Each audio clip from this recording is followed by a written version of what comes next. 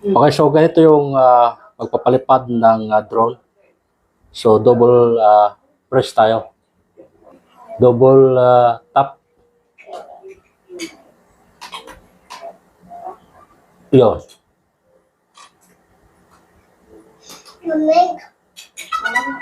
Okay, so ibig sabihin ay buhay na yan. So dito naman sa controller ay double tap din.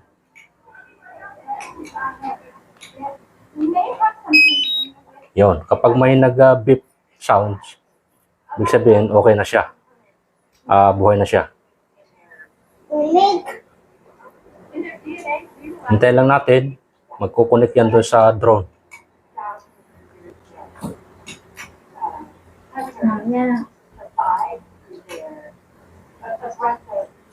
Okay, so yan na yung camera ng drone, itong nakikita natin. Right.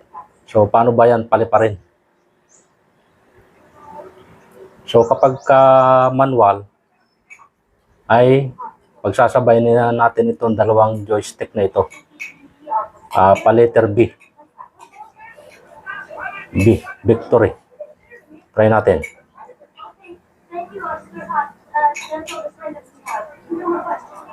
One, two, three, go.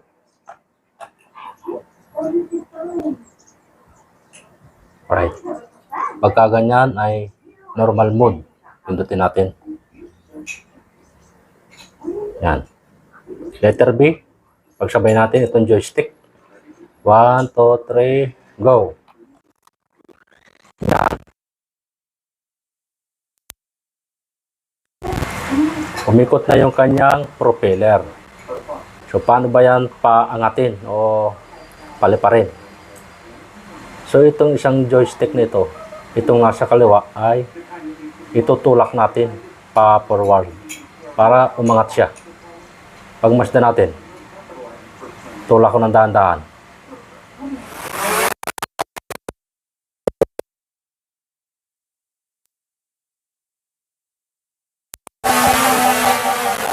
Ayan.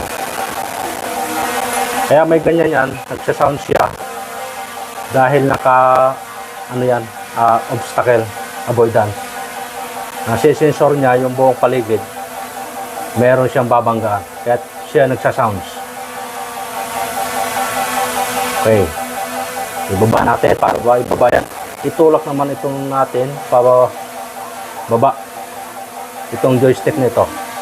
Try natin.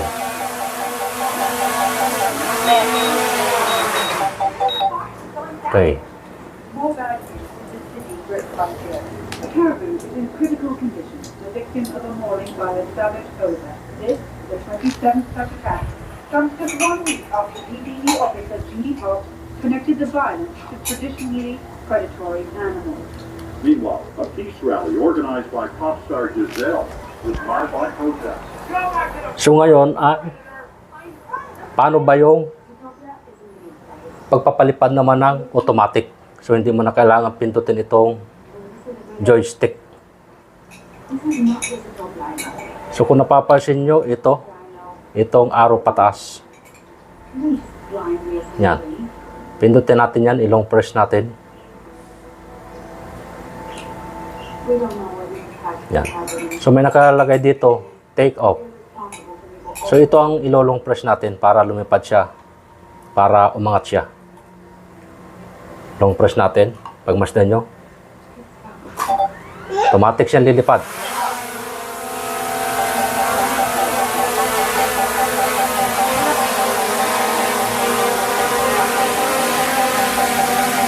Yan. Ganun lang siya. Ngayon, pagpababain uli natin, ilong press, pindutin natin itong arrow pababa, itong landing. At meron namang siyang land. Ilong press din natin siya para bumaba siya. Kung saan siyang bababa. So, ayan. So, ganun lang siya magpalipad ng manual at automatic. Okay. So, ngayon ay ituturo ko naman sa inyo kung paano siya paliparin sa labas. Sa labas naman tayo.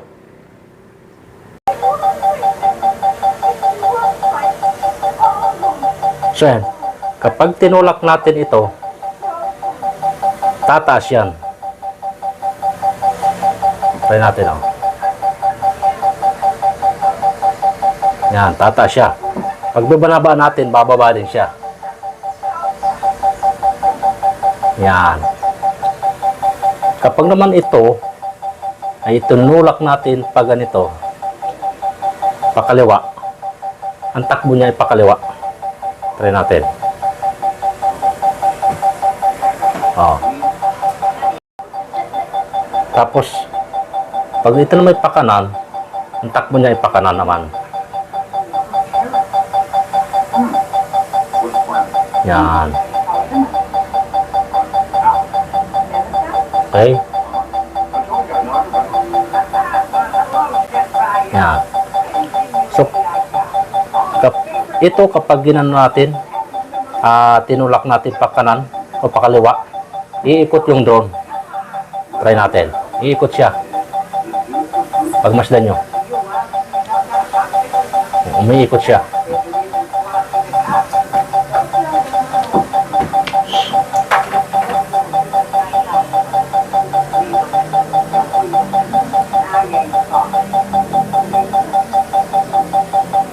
Yan, umiikot siya. Ganon din siya kapag tinulak nyo naman siya pa kanan, iikot din siya pabalik. So ngayon, ito naman kabila, kapag paano ba magpalipad ng pa-forward, ito, itutulak nyo lang to. Kung saan nakaharap yung camera ng drone, doon siya pupunta tulad niyan. Kapag tinulak nyo yan, po-forward yung drone. Tingnan nyo.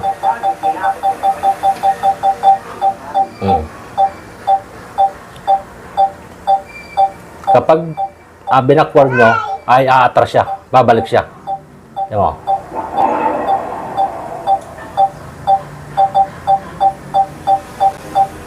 Okay.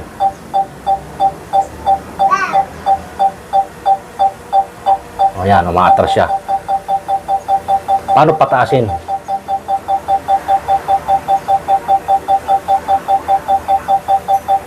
Pag pinataas nyo, ito siya. Yan. Baba. Up. And down. Up. And down. Up. Forward. Backward.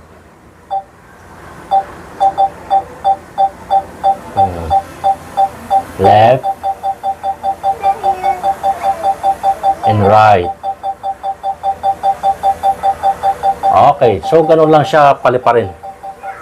So ganun lang ang the drive ng drone. Okay, sana nakuha ninyo.